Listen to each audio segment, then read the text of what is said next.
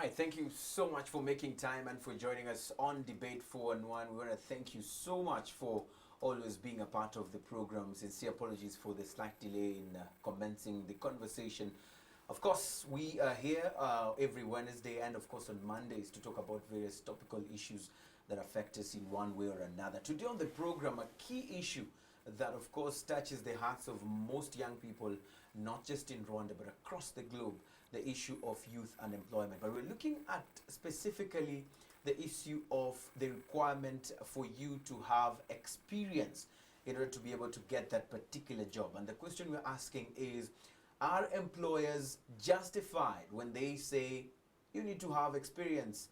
Of course, whether it is 2 years, 2 months, 1 week, are they justified when they ask for that? And that's what we're going to be focusing on right here on the program. My name, as always, is Eugene Anangwe. On the program, we have Shema, who is definitely a young person who's also an employer. He's a CEO himself. He'll be telling us a bit more on the program about his particular company. Shema, thank you for joining us on the program. Thank you for having me. For you as an employer, you believe we need this? Right? Definitely. We need experience. Yeah. And that's a requirement that must be there regardless of what. Exactly. Thank you so much. On the other side, we have Denise. Angela, thank you so much for joining us. Thank you for having on me. the program. For you, you feel like this is one of the reasons why we are having high rates of unemployment when it comes to young people. Very true. Right. It's important to also say that we are expecting other guests in the panel. They've just run late. Peace Kwizera, who was the first runner-up in the Miss Rwanda beauty pageant. We understand or remember her project on career guidance. She'll be joining us later on, and of course yet another panelist. When they come in, we'll take them on this particular conversation. Tweet us now at Debate411, at Eugene Anangwe. The hashtag is Debate411. Let me hear from Shema. Why do you believe that this is actually important? Because most people have been saying that, you know, some employers are not justified when they say they need this experience. Well, the easy way to put it is to ask those people that are looking for a job to put themselves in the place of those that are hiring. Because you can't just take a risk to hire someone if you're not really sure, at least beyond 60%, that is going to deliver on the responsibility is going to be assigned to.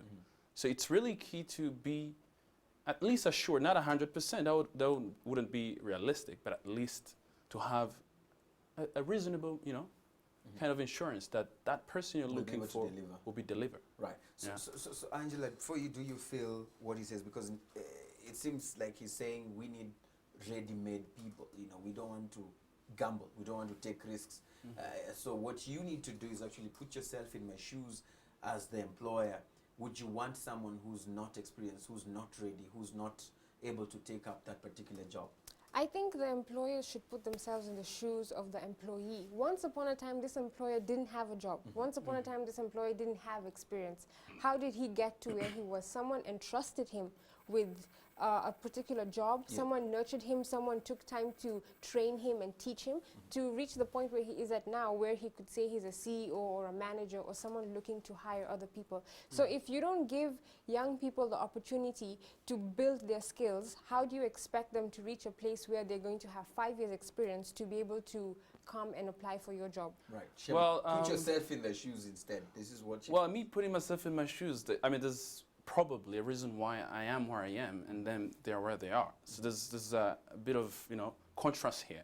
And what I would just tell her, and all of those people that are looking for a job without experience, you know, experience does not come into place when you're done with university. You start all the way back when you're still at university. What is it that you're doing there? Are you just, you know, reading books to have, you know, to perform at your exams, or you're reading books to have skills that you could use later on after your school? And one of the things is, I'll just give you an example, a very quick example of one of the cases that are happening in my company. Two of my employees, in fact, my CTO is a dropout. And one would wonder if, well, if he's a dropout, does he really have experience? Yes. But then my argument would be that academic training and experience are not mutually exclusive. So you might have experience without necessarily having academic training. How do you explain that? Yeah, how do you explain that, as I was saying, you know, there's some of these people, for instance, just give you an example of one of my employees again. When we met, he only finished the first year of university. And after that, he dropped out. And I was asking him, why did he drop out? He's like, well, we only have theories. we barely have hands-on, experience. And then I realized, teaching myself was, paying off really good. And that's one of the attitude that these people that are, whether at university or that are done with university, have to have. I mean, it's not necessarily that you have to have your diploma or your degree.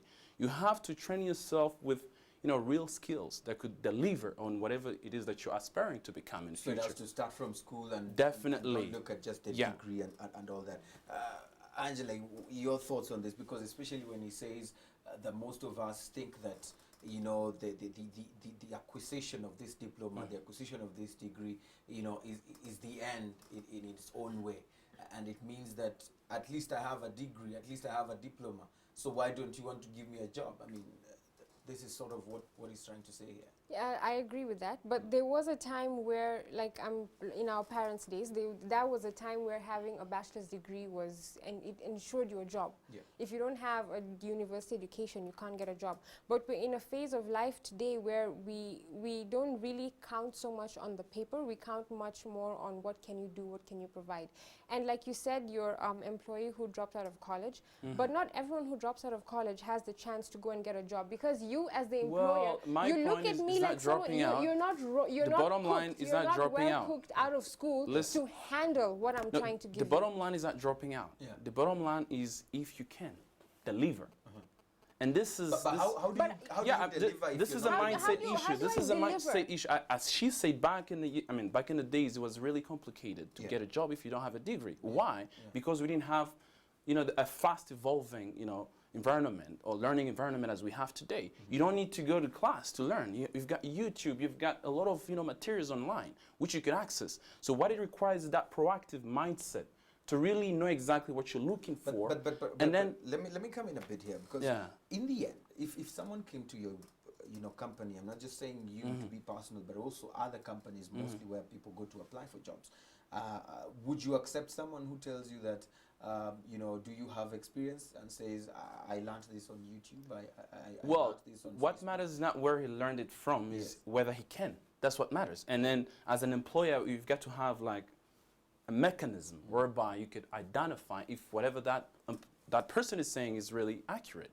And that's one of the way you could look at that, instead of necessarily looking at the degree. Yeah. I'll just give you an If I example. may. I'll just give you a very quick example. Yeah. Just a couple of weeks ago, we were hiring, at my company, and we had a bit of each of these categories. Some of those that were really good at university, they were really performing really good, and then considering the interviews we had with them, they're really performing. But when it came to practicals, They were not. they were not. Yeah, but still, Angela, do you feel he's being realistic when he says that if someone came and said, I learned, from YouTube, for example, and I've got my experience from what An I've seen. employer won't trust that. Yeah. Maybe if you're talking about singing or drawing or dancing or It's an employer's throwing a job javelin. to find a way Exactly, but to test someone's. what we are saying let's is hear- that let's the hear her point, let's hear her employers do point, yeah. not give people that opportunity to test I learned from YouTube. Okay, let's see how well you learn from YouTube. Well, They wouldn't want to hear The don't last tell time you- I they checked, ask they you do how examinations. many in- months the have last you time I worked checked, on what they you're do doing on YouTube? And it's like, examinations. 0 months. What Angela is saying Yeah. is that, most of the time you're told, if you're if you're applying for a marketing job, for instance, they will tell you, we want 3 years or 5 years experience. That's or 2 years exactly the experience issue. on the job. That's exactly, I say And that's why she experience says and it's academic unfair, training, they're not yes. mutually exclusive. So here is, trying to bridge the gap between generations. What used to happen back in the days is not still applicable today. Look at all of these executives for these, big companies Yes. in the West. Yes. Most of them, they're dropouts. But what matters is not having a degree. What matters is making money, is doing business. So what I'm trying to say here is all of those employees, they need to revise or to look back into their strategy or methodology of hiring, and then see what is it that we're really looking for. Is it academics? Is it papers? We're looking for people that can deliver. Yeah.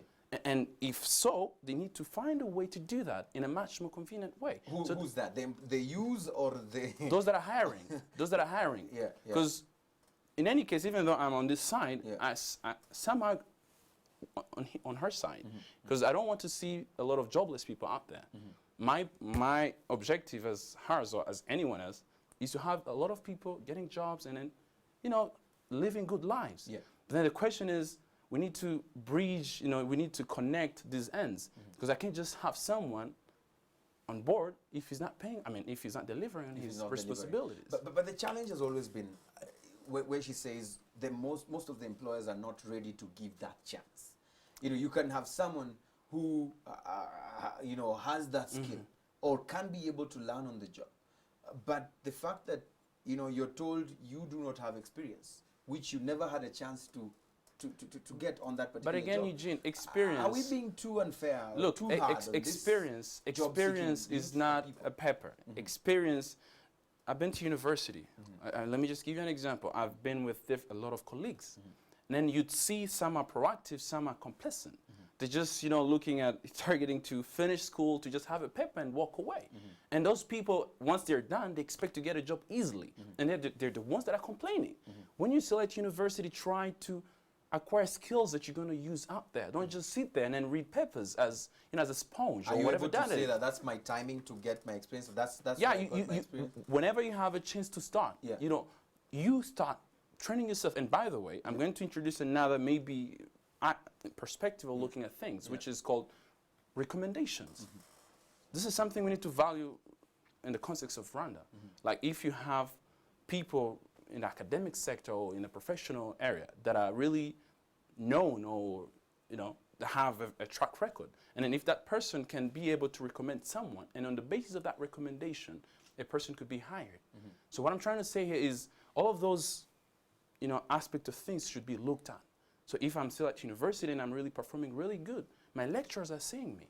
All of those people that are visiting, they know me because I'm not just following the crowd. Right. Do you feel employers are ready to take that as part of reason as to why they should hire you, that because your lecturer recommended you? And how would that augur in terms of this whole thing of I know so and so I'm going to use the name of so and so? That comes down to, Yes. let's say I would like to apply for a job at RBA. Yes. And I go with my recommendation letter and lack of experience. Yes. But because I know you, Yes. I'll say, oh, Eugene Anangwe has Yes. recommended me. They'll call you Well, and be like, Eugene will be, oh, she's that's the very downside of it. smart Yeah. girl. But So Yeah, they'll let's hear your say, point, I'll yes. use my connection with Eugene, knowing that he's a well-standard person in media, Yeah. to get my job with my lack of experience. But through me getting my job through that lack of experience using Eugene, I'll learn the skill. I may not have gotten it credibly, but I will learn the skill. And it's sad that we live in a society where you have to be recommended by someone who knows someone else in order to get a job. I think it's really sad. And another thing I feel like our institutions and organizations have given upon is training the young people. Having how many companies have internship programs? Not very many. If you go looking for an internship, people tell you, oh, well, we don't have space for that, because no one wants to burden themselves with training someone or teaching someone or giving skills or passing on the baton to somebody else. Because in the business, it's become a selfish nature. You want to succeed and you only want to hire people who are But my going to help you question get to is, where you want to if go. you didn't manage to learn Yeah.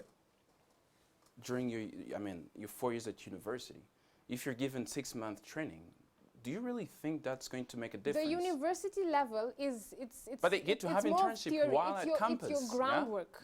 But they the still have practical- internship at Yes, campus. they have yeah? internships. They do. And some universities don't push for the students to get. So whether or not you do your internship, doesn't it matter. really doesn't But the matter. problem, the Right. problem is, I can give you numbers of students that really stood out when it comes to how they deliver, and that while they were still at campus, and then by the time they finished, they already had offers. Right. So what's the point here? So the point is, I'm just looking from the person who's looking for a job, from his perspective. What I'm trying to say is, don't try to be too expectant when it comes to who wants to hire you or not. Try to assess what you're selling, so that people should be interested in hiring you.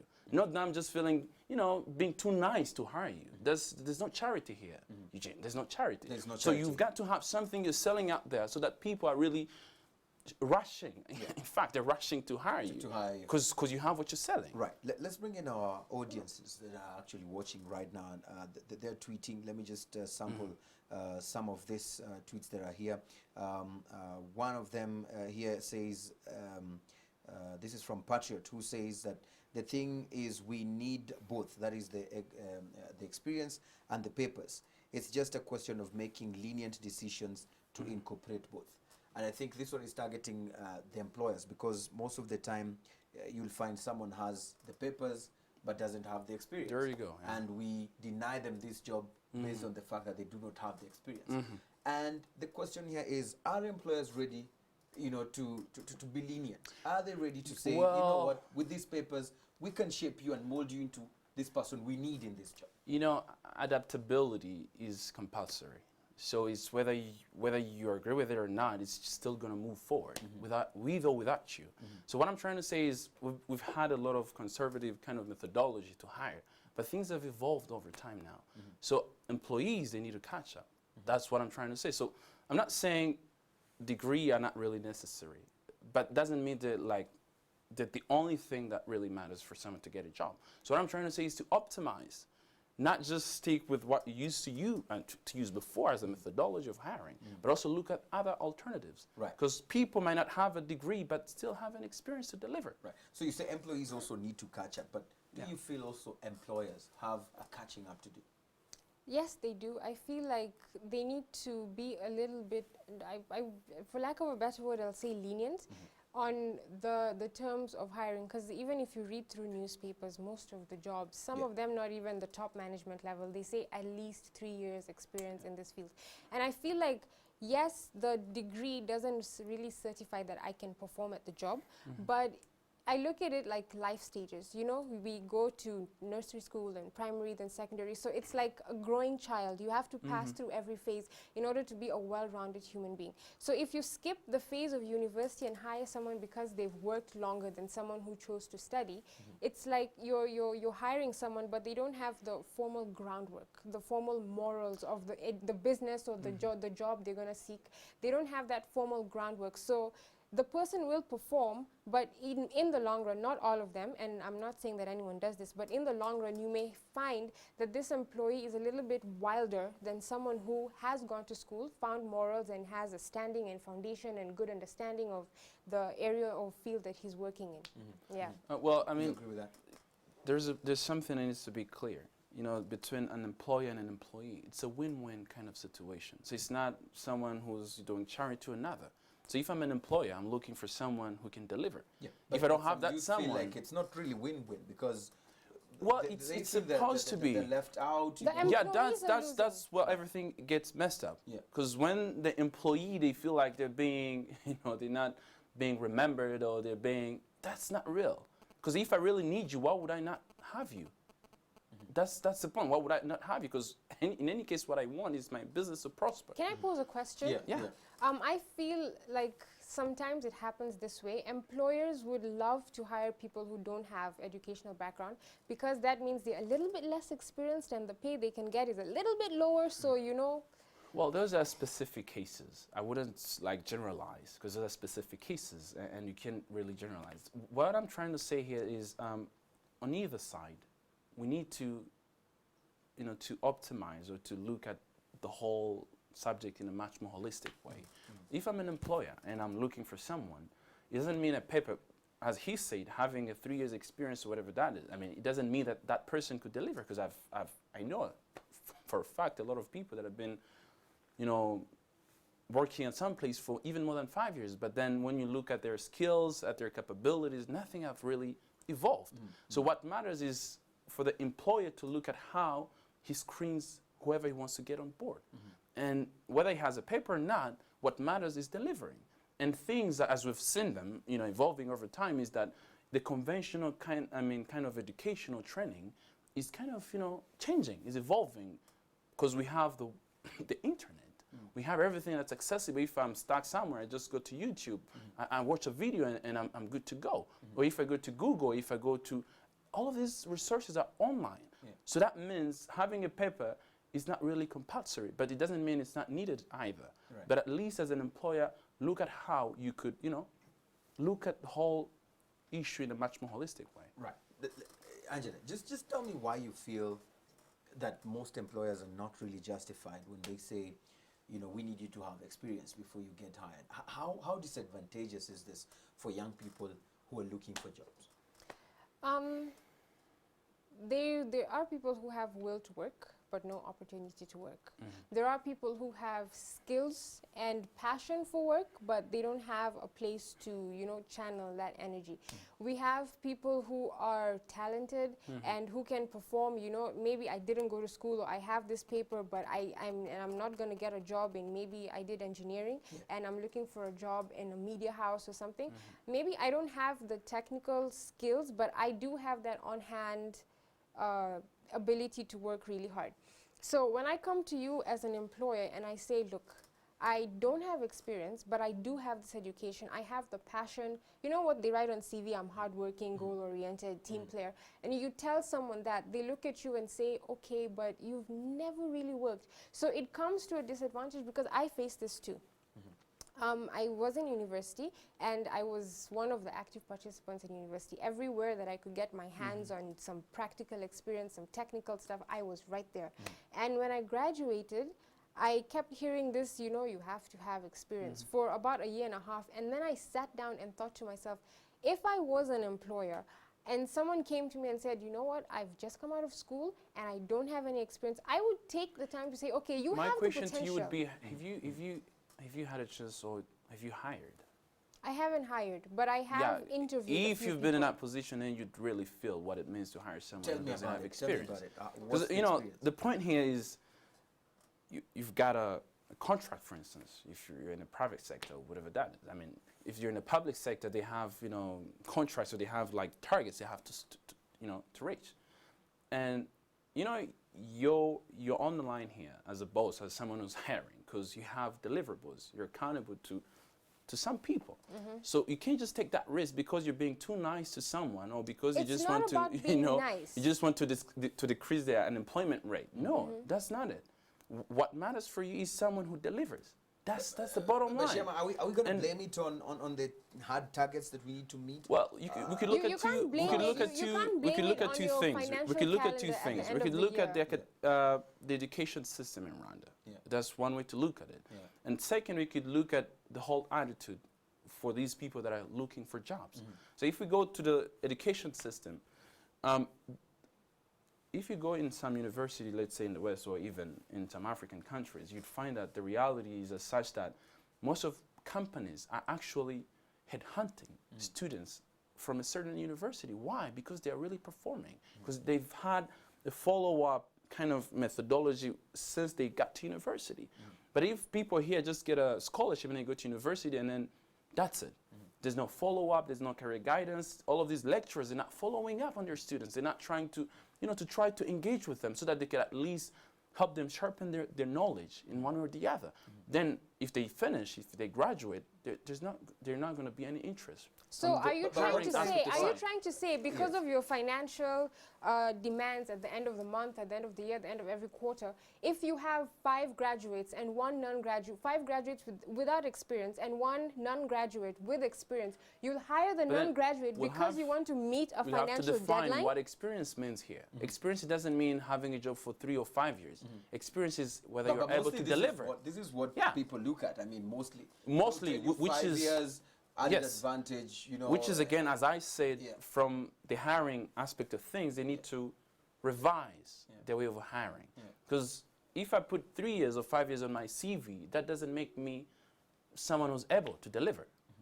That doesn't make me, I might deliver, but having just 3 or 5 years on my CV is not enough. But the reality is that some young people have lost to people who have that in their CV, yet they cannot properly deliver.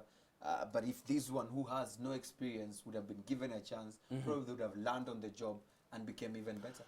Well, the difference for you to look at this, Eugene, from the one who's hiring, the best way to look at it, again, because what matters, the bottom line is to have all the job, you know, done at the end of the day.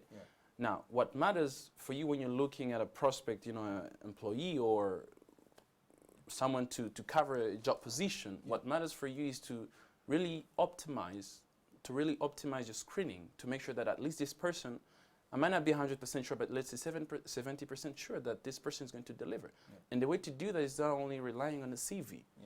And what we do where I work is we get to engage with these people. We have theoretical exams and practicals. Yeah. And we get to meet with them. And by the way, we also try to look back. Is there anyone who knows this person, who've been with this person, who could at least testify about his track record? Right. But So before we those are started the show, things, yeah. You said that experience is actually a must. We need to. Really, Definitely, we'd need to. Right? But how we define experience, that's an issue. That's the issue. Angela, when we come back, we're going to go deeper now into those who are saying we need that experience before we hire you.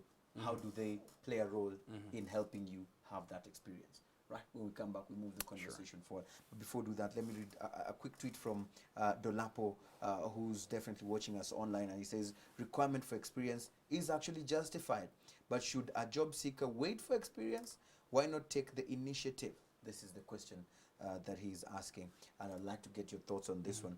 My good friend Happy is actually back online, and she says, yes, employers are justified. The fact that you have done it before assures them you can do it.